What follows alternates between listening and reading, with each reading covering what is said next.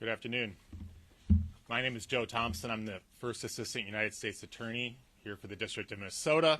I'm standing in for our U.S. Attorney, Dan Rosen, who is out of the country getting married. Congrats to Danny and Atara. I hope you're watching. My condolences for all of you who will be stuck with me today. I'm here today with representatives from my office as well as from the FBI, the Department of Health and Human Services, Office of Inspector General, the IRS Criminal Investigations, and the Department of Homeland Security Investigations. We are here to announce new charges in the ongoing investigations into fraud in state government programs, including the Housing Stabilization Services Medicaid program and the EIDBI Autism Medicaid program. I also want to give an update as to the status of our investigations, which have become a matter of significant public concern both here and around the country. First, we're announcing charges against 5 new defendants in the investigation of fraud in the Housing Stabilization Services Medicaid program here in Minnesota.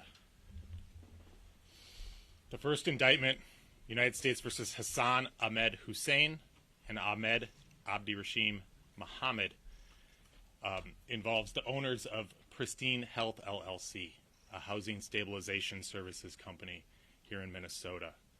These 2 defendants enrolled in the Housing Stabilization Services program, purportedly to provide services helping people who were facing housing instability find and maintain stable housing. They did no such thing. Instead, they submitted fraudulent claims to Medicaid for services that they did not actually provide to those individual clients. In all, they obtained more than $750,000 in Medicaid payments through their fraud scheme, much of which they used for pretty extensive international travel, including to London, Sydney, Australia, Istanbul, Turkey, Dubai, and several locations in Saudi Arabia.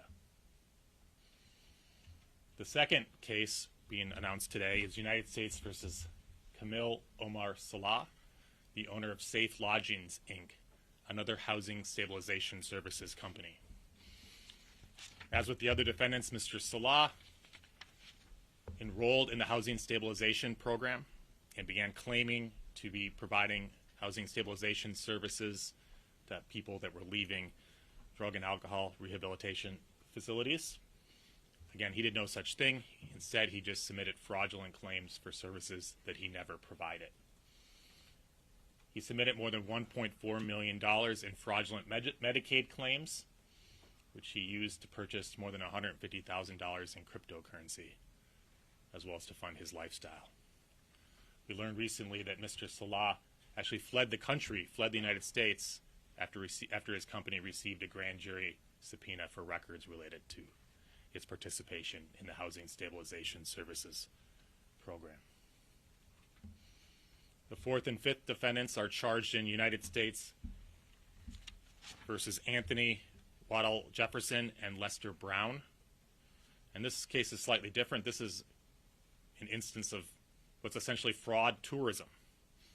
Mr. Jefferson and Brown were residents of Philadelphia who had no connection to Minnesota, except for they heard that Minnesota and its Housing Stabilization Services program was easy money. And so they traveled to Minnesota, enrolled their companies, Chosen Runner LLC and Retzel Real Estate LLC, in the Housing Stabilization Services Medicaid program here in Minnesota.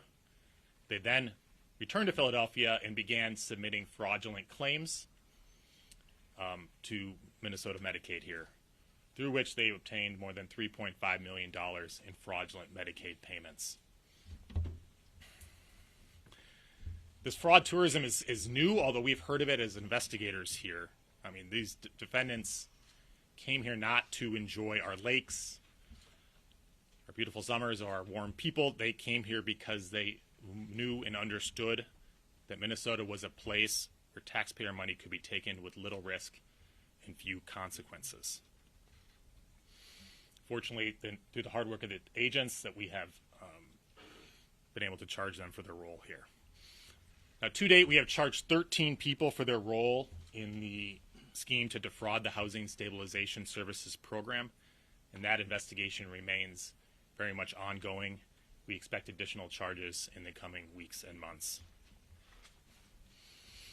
I also want to announce some updates in the fraud scheme, or the scheme to defraud the Early Intensive Development and Behavior Intervention for Autism program, another Medicaid program here in the state of Minnesota. Today we unsealed charges against the second defendant charged in the case, Abdi Najib Hassan Youssef, who owns Star Autism Center in St. Cloud, Minnesota. Mr. Youssef, like others involved in the autism scheme, paid kickbacks to parents to have their children diagnosed with autism spectrum disorder and enrolled to receive EIDBI services at his autism center. Based on these fraudulent claims for services that were not provided and in many cases were not needed, he received more than $6 million in Medicaid funds. He used some of those proceeds to purchase a semi-truck for $100,000, and he also sent more than $200,000 to Kenya.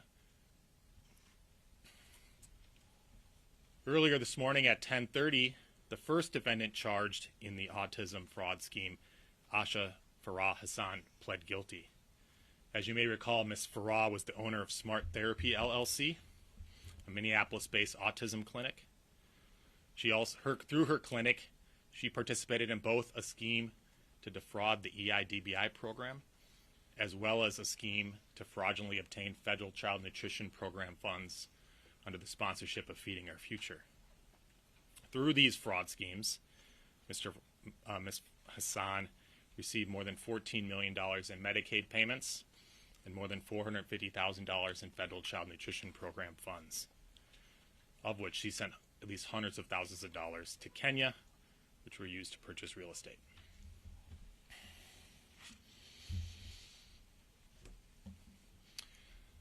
Now this morning, that's the EIDBI program. This morning we also executed a search warrant related to investigation into another Medicaid program here in Minnesota, a state Medicaid program called Integrated Community Supports, or ICS. ICS was a program that started in 2021 here in the state of Minnesota. It was designed to help people with disabilities live more independently in the community with assistance, with one-on-one help with health issues, safety, and other household tasks to allow them to live in the community as opposed to in an institution. Through this program, providers obtain apartments in which their ICS clients can live. In theory, the providers are supposedly giving daily assistance to those clients to help them live independently in the community. That assistance can include community participation, helping them get out and about in the community, helping them with household management, setting up medical appointments, and issues with household safety and day-to-day safety. In reality, what the investigation has shown is that many ICS providers did no such thing. Instead, they simply obtained apartments or condos, which they rented to people who they got qualified to receive ICS services, people with disabilities that would qualify them to receive ICS services, and then just put them in there and started billing. The ICS program would allow providers to bill hundreds of dollars a day for each ICS client that they had, often more than $100,000 or even $200,000 a year for each ICS client. But in reality, that's not what was happening. Now, this program, like the others, this ICS program saw a similar pattern of explosive growth in recent years. Since beginning in 2021, the first year that Minnesota offered Medicaid coverage for integrated community supports, has grown from $4.6 million in 2021 to more than $170 million in 2024. And as you can see, the 2025 numbers were through September 30th, but they're on pace for nearly $180 million, despite the efforts to get a handle on the fraud in recent months here in Minnesota. In all, since 2021, Medicaid has paid out more than $400 million to Minnesota providers of ICS support services. Now, this pattern you see on the board is very similar to ones you might be familiar with in these other investigations. You see that explosive, even exponential growth.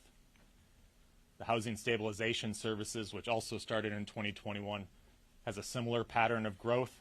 It just kept growing and growing and growing each year. And again, this program was estimated to cost $2.5 million a year. But the data from the Center for Medicare and Medicaid Services show that it costs significantly more than that. And in fact, housing stabilization has cost more than $300 million since 2021. The EIDBI autism program has a similar pattern. It's cost the state more than $1 billion since starting in 2018, or it's cost Medicaid more than $1 billion, and has grown, as you can see, every year significantly larger. And of course, the original scheme that started all this was Feeding Our Future and the Federal Child Nutrition Program, and as you can see here, a similar pattern of explosive growth. I want to talk a little generally about the investigation and the scope. I know there's been a lot of questions recently about the scope of the fraud and the amount lost. The state in recent months has flagged 14 Medicaid programs as having significant fraud problems. For those 14 programs, which include the Housing Stabilization Services Program and the EIDBI Autism Program, the state's issued a payment suspension for 90 days. They've ordered a third-party audit of all providers in those programs, and they've even canceled the Housing Stabilization Services Program altogether. Now, these services, there are many more. PCA services, adult day services, non-emergency medical transportation. Now, we've been talking for some months about the fraud problem in Minnesota, and I've always believed that if you speak the truth in a plain-spoken way, people can handle it. Minnesotans and taxpayers deserve to know the truth of the fraud. The fraud is not small. It isn't isolated. The magnitude cannot be overstated. What we see in Minnesota is not a handful of bad actors committing crimes. It's a staggering industrial-scale fraud. It's swamping Minnesota and calling into question everything we know about our state. I spoke in the fall about the iceberg I saw ahead. Something's fraud that's much larger than what's been visible to the public. When I said that, it wasn't hyperbole or rhetoric, it was a warning.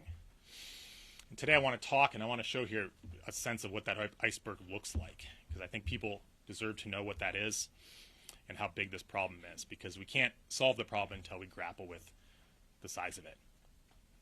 So the Center for Medicare and Medicaid Services pulled the claims data for these 14 programs dating back to 2018. And those 14 programs in Minnesota have cost $18 billion since 2018, and more than $3.5 billion in 2024 alone. So that's a sense of the magnitude of the problem. These are the 14 Medicaid programs, which is just a part of Medicaid, these waivered services that have been flagged as having issues with program integrity and fraud. Now, I'm sure everyone is wondering how much of this $18 billion was fraud. That's it's not the $1 million question, that's the $18 billion question. The answer is far too much, and the task ahead of all of us is not only figuring out how much of that money was fraud, because we know a significant amount was, but figuring out how to put an end to the fraud in our state and get control of it. So let me end with this before I take questions. The magnitude of the fraud in Minnesota cannot be overstated. It's staggering amounts of money that have been lost. But it's not just about the money that's been stolen and wasted. This is a problem that's caused all of us to question what kind of state we live in. I think it's eroded our sense of collective statewide self-esteem and confidence. It's caused a state, as I've said before, that has long taken pride in having a strong economy, good schools, beautiful lakes, many parks, and a sense of community spirit and civic mindedness. This fraud really calls into question all of that. And I know that it's gone on, it's been allowed to go on far too long, and we need to do whatever we can to stop it in its tracks. Thank you. Joe, could you give us a bare minimum of how much of that $18 billion you suspect will turn out to be fraud? I think a significant portion. Joe, could you talk about how much you have charged in court connected to fraud you've uncovered? What's the dollar amount of that? Well, we prosecute people, not dollars. Feeding Our Future, Amy Bach, the head of Feeding Our Future, was convicted of carrying out a $240 to $250 million fraud scheme. Several other defendants that were charged in what we call collectively as the Feeding Our Future case were actually not under the sponsorship of Feeding Our Future. So the very first quote-unquote Feeding Our Future trial was actually a group of individuals that owned Empire Cuisine and Market and other related companies. They carried out a $49 million fraud, almost all of which was under the sponsorship of another entity. Similarly, a case called United States versus Haji Salad, which charged 7 or 8 defendants with carrying out a $25 million fraud scheme under the sponsorship of Partners in Nutrition. So you do the math, $240, $250 million plus $50 million plus $25 million. That's well into the $300 millions just in the federal child nutrition program fraud scheme. These other programs here, housing stabilization, autism now between 6 and 14, that's $20 million that's charged in the autism program so far. Housing stabilization, I haven't done the math, but it's well over 10 that's charged now.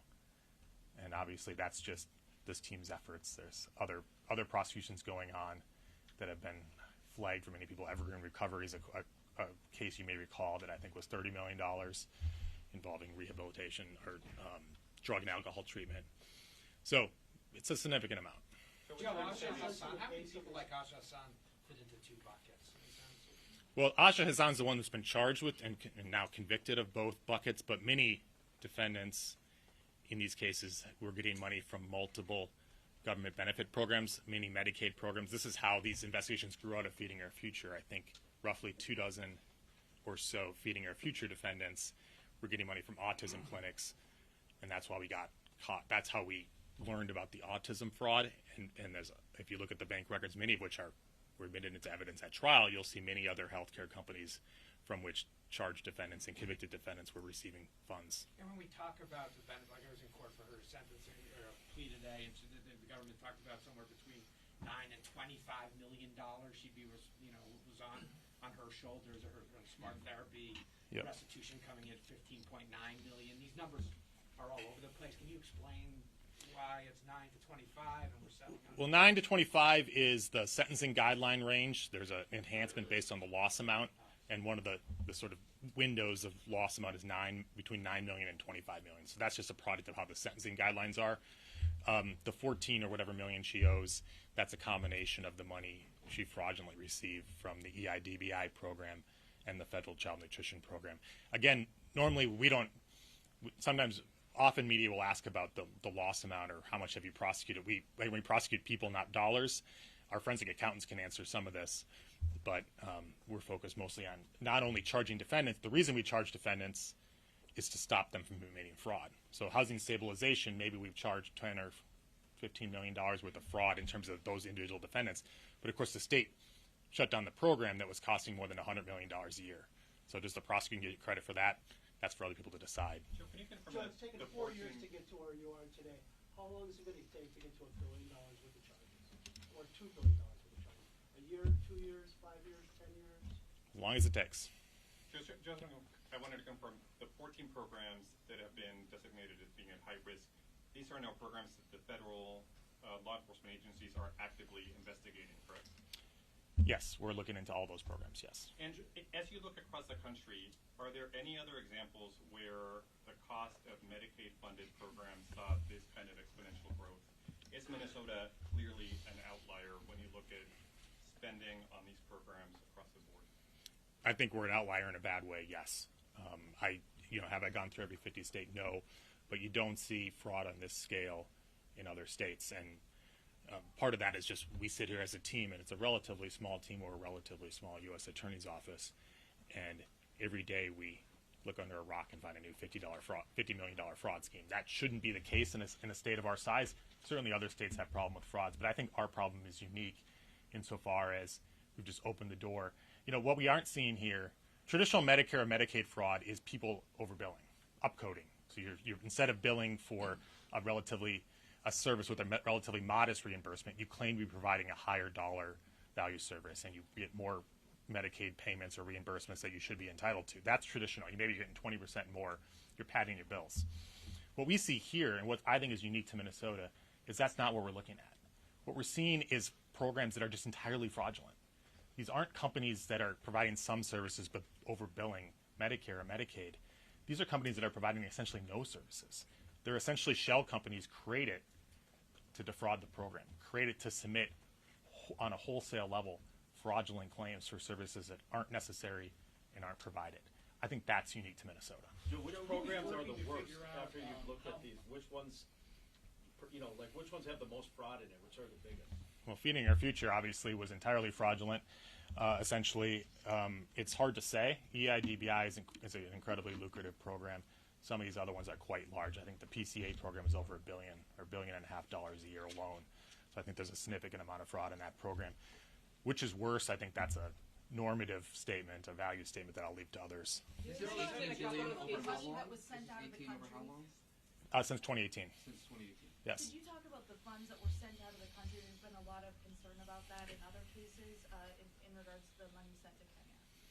Yes, there's a significant amount of money sent abroad, mostly to East Africa, much of it to Kenya and to Nairobi. The money that we've traced, most of it has been used to purchase real estate in Nairobi, where there's a large Somali diaspora.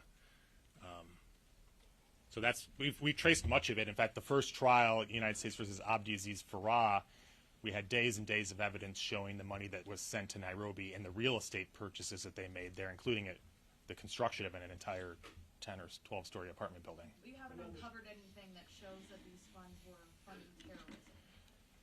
Correct. Well, there's no indication that the defendants that we've charged were radicalized or seeking to fund al-Shabaab or other terrorist groups. Some money went to Somalia. Indirectly, some money might have gotten to the hands of al-Shabaab, which controls significant parts of Somalia and imposes a tax there. So that's a little more nuanced than there's no indication that defendants we're sending money to terrorist organizations or we're supporting terrorist organizations in that way. Joe, you're looking to figure out how much of this $18 billion is fraudulent, and what kind of work is it going to take to determine that? It's going to take more than just prosecutors, that's for sure. I mean, we're prosecuting what we can. This is far beyond the capability of a group of prosecutors and law enforcement agents, although we're working around the clock and hopefully we're getting some reinforcements. But, a lot of this is going to have to come down to regulators and other people looking into the problem and stopping the flow of money, which has overwhelmed our system and overwhelmed our ability to prosecute. You're obviously looking a lot at what happened in the past, but looking forward, how confident are you in the measures that are being taken right now by Minnesota lawmakers to prevent more fraud from happening? Well, I'll let them decide whether their efforts. I'll say this: I'm heartened by the fact that people are paying attention and trying to stop it. Obviously, we prosecute backwards crimes that have happened. That's how it works. And I think we've been clear that we can't prosecute our way out of it. I'm glad that people are taking it seriously and trying to shut off the faucet of funds that are flowing out to these fraudulent entities. Yes, AJ.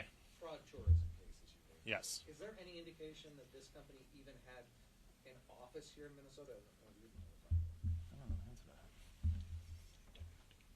They did rent an office, although I'm not sure how active it was. My understanding is they lived in Philadelphia and they came here to enroll patients, and then whatever forms they submitted from their homes in Philadelphia. No indication that there were employees working here while they were employed. No. To the question about the lawmakers and partnerships there, can you talk a little bit about the partnership of the office with the U.S. House Fraud Prevention and Oversight Committee, and whether you believe that committee should also be handing over whistleblower complaints to state resources like the Attorney General's office and the DHS OIG? I can't comment on that. Joe, can you say how many entities roughly in these $18 billion worth of programs you guys do have active investigations on, and sort of like what the suspected fraud is among those entities that you're currently investigating? I can't comment on which entities we're investigating specifically. I'm not asking for specifics on names. I'm just talking about numbers. When you say you were investigating dozens or over 100, can you put any kind of numbers on it? No. In court today, we said that Asha Hassan owes $15 million in restitution. Realistically, how much money are you going to get back? Well, it depends. It's defendant by defendant. We seize assets from many people. If they have money in bank accounts, we're very aggressive in seizing those funds. If they purchase real estate, especially if they purchase it without financing, we're very aggressive in getting that property back, and we can liquidate it and use to pay off. In the Feeding Our Future case, for example, I think we're somewhere between $60 and $70 million that we've recovered. About $30 million of that is cash or liquid money seized from bank accounts. The rest is a combination of real estate and cars. You know, how much money we'll get out of that will depend at the end of the day. But there's many multi-million-dollar properties that were purchased outright with no financing, no mortgage, and so we're going to get a considerable amount back in that. Otherwise, it's case by case. When you say $18 billion, the program's cost $18 billion, are you saying cost the state or the federal? Medicaid. Those are Medicaid funds. Really Yes. quick, I know the Autism Center investigations stemmed from Feeding Our Future and seeing some of those same defendants' names come up. To what extent do you think these 14 programs, these people who are committing fraud, are billing multiple programs across Minnesota to get as much as they can out of the state? Many are. Most individuals that we've investigated and charged, if you look on Open Corporate, say the website, you'll see that they have multiple healthcare entities, almost each of which seems to be created to bill a specific Medicaid program, usually one of the 14. That's a significant red flag. Normal medical professional wouldn't operate that way. So just to piggyback that, is that a clear sign of fraud, or are there legitimate people out there in Minnesota that have an autism center and an ICS business? I mean, they certainly, you could do it legitimately. That's just not what we've seen, and I don't think our problem is that we're casting unfair aspersions on legitimate medical providers here. That's not been what I've seen when we've investigated. Can you talk about the Yes. statute? This is the first time we're hearing about ICS and those search warrants today. Could you talk about the scope of the investigation now? How many providers are you looking at? We're going to look at the program holistically, and so I don't want to give away our details in like how we target individual providers, but we'll be as comprehensive as we possibly can be. Can you talk about the statute of limitation in these Medicaid cases? Given the volume of money, you're looking at the number of players. Are you working against the clock in terms of having the opportunity to charge a finite number of people before you run into a statute of limitation issue? Well, the standard statute of limitations is 5 years, so that's a long time. But in 5 years that'll become an issue. When do you expect charges in the ICS investigation? We'll see. I don't know. There have been other investigations reporting of similar alleged Medicaid fraud in other states like Maine. Is there any connection there? And are you working with other states to see if there are any kind of connections? We have our hands full here in Minnesota, so I've seen those reports and I wish them well in the District of Maine. You kind of casually mentioned that perhaps you would get backup for these investigations a few moments ago. Is that to say that the Department of Justice is going to send more prosecutors to help this office out? You said it was a pretty small office and you've got a big problem on your hands. Fingers crossed. We'll see. It's easier said than done. I don't know. Yesterday's warm today, but in January we'll see if people want to come from Florida and DC to help out. But I'm hopeful. I will say this: the department has been incredibly supportive at the highest levels of the Department of Justice, and they've said they'll get whatever we need to work this aggressively. Obviously, I know we have the best team in the business. I think our results speak for itself, and we're going to continue working around the clock. Scott. Joe, can you say anything about whether the ethnic cast of characters in the uncharged cases you're investigating resembles the cast in the charged cases that you have taken to trial and convicted and gotten pleas in? Generally, yes, it does. Are among the $18 billion, I know you said it's a significant amount that is fraud. Is it a majority? Is it up to half? How much of it is legitimate? I don't make these generalizations in a hasty way. So when I say a significant amount, I'm talking in the order of half or more. But we'll see. When I look at the claims data and the providers, I see more red flags than I see legitimate providers, and overwhelmingly so. So you're saying you have reason to believe more than half of that $18 billion likely represents fraud? I'm saying that's very possible, yes. Is there a point where any legal responsibility falls on anyone in state government for allowing this to happen? And is the reason that there's this extent of fraud because of the way Minnesota handles benefits?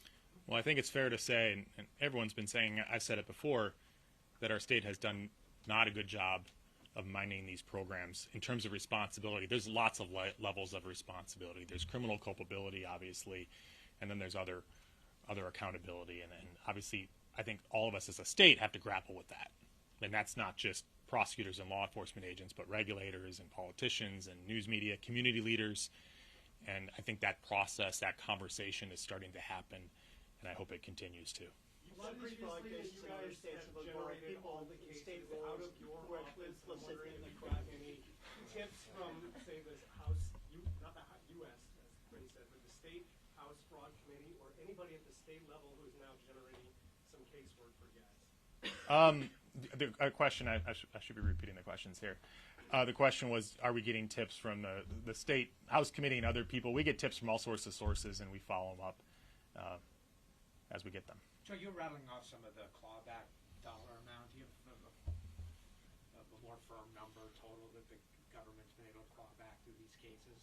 Well, it's hard because a lot of it's real estate, and I'm not an expert at valuing real estate, especially commercial real estate. It's not as simple as Zillow when you're talking about, for example, the 300 block of East Lake Street that we have a Liz Pendens on and we're seizing as part of the Feeding Our Future investigation. I think they bought it for $2.8 or $2.5 million. You know, I can't tell you how much that's worth sitting here today.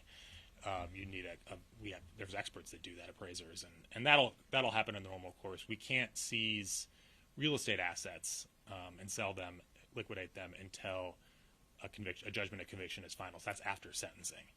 So that process is ongoing. Joe, we're talking a lot about public officials have been. What is the real human harm that you're starting to see? Well, these are real programs, and the housing stabilization is a great example. You know, Medicaid. The Medicaid fraud cases need real beneficiaries. You got to have a Medicaid number, a Social Security number, and they have to qualify. Sometimes people are being qualified for services that they don't need. But in many cases, and the housing stabilization program is a great example of this, many of those individuals needed help finding stable housing. They were leaving drug or alcohol treatment centers. They needed a place to live. They needed help. They were enrolled in these services that they not only needed, but they wanted, they thought they were going to get, and they didn't get it. And they weren't, instead of having someone help them find stable housing, they didn't get that at all. And there's a real human cost to that. You know, more generally, these are 14 programs, and I'm not a healthcare professional, but I'm sure if a healthcare professional is standing here, they might tell you about some of the important work that some of these programs are doing. And there's real need. I assume these programs were created because there was real need in the community for some of these things.